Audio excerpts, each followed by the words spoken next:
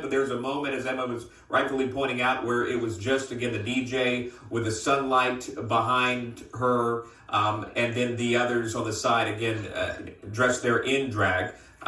During this moment, which many again say it's a unifying moment. This is about the athletes. It's about the countries coming together. And we've somehow got this vision of celebrating tolerance, diversity, inclusion, this coming from the artist, going so far that the Olympic Committee had to apologize, saying, we didn't mean offense by it, but if you were offended, we're sorry. Your thoughts on it?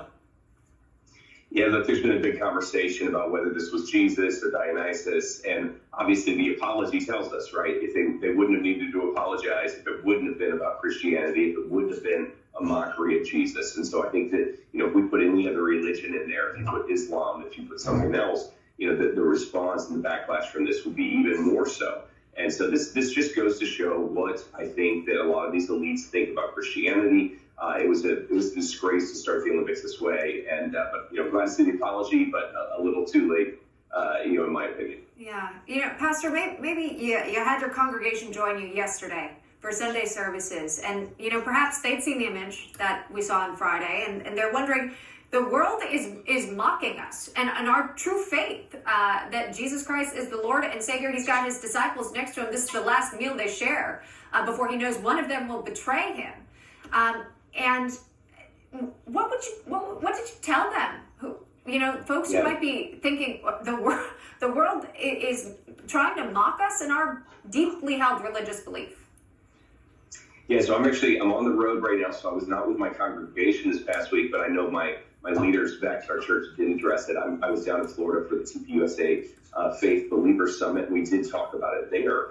And, look, I'm not surprised when people of the world despise Jesus or despise Christianity. Jesus tells us that they will hate you because they hated him first.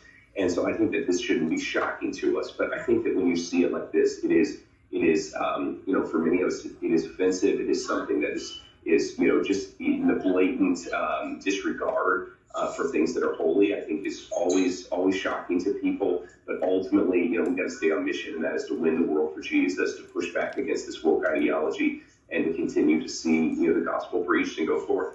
The culture war, the attack on Christianity, it brings me to the thought of the Sisters of Perpetual Indulgence, right? Mm-hmm. Some of those members that dressed up as nuns, drag members dressing up as nuns as well. And it brings you back to, wait, this continues to happen in this culture war, this attack on Christianity. And it seems to find the most elevated platform, right? The Olympics are not just in the United States. You're talking about millions, a massive audience around the world, this global outreach, and you have this opportunity to unify people about competition, about sports, about amateur athletes becoming someone, and you take it and you have this depiction of Da Vinci's artwork, The Last Supper, what many believe that to be. Whether you intended for it or not, that's what they saw. And that is what is described on social media. So many people arguing about this very thing. Pastor, I'm sure you've seen it too.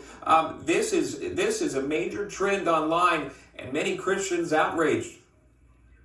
Yeah, look, and rightfully so. I mean, what we saw, I think, was really disturbing, disgusting. It wasn't appropriate for families. I can remember as a kid, sitting down with my parents and watching the Olympics and watching the opening ceremonies. And it's frightening to think that people today, might have been sitting down with their families and have this be the thing that they watched when they turned it on. And so it's certainly inappropriate, but it's not surprising. I mean, look, this is the agenda today. This is what's being pushed. It is an anti-God, anti-Christian message that's out there. The fact that the Olympic Committee allowed this, it didn't do more. If this was news to them, they should have done their homework, but I have a hard time, believing that this wasn't rehearsed, that this wasn't prepared, that somebody didn't see this. And so, this just tells us the state of the world. It tells us what we're up against. We got a lot of work to do as the church and the people of God. Yeah. That's where my mind went in terms of rehearsal. When you're going on a major stage like that, where this is broadcast around the world and so many can see it, someone saw that and said, yes, this might not play well, but it still was able to make air. Pastor Lucas Miles, thanks for taking the time joining us this morning. We appreciate it. Absolutely. Thank you.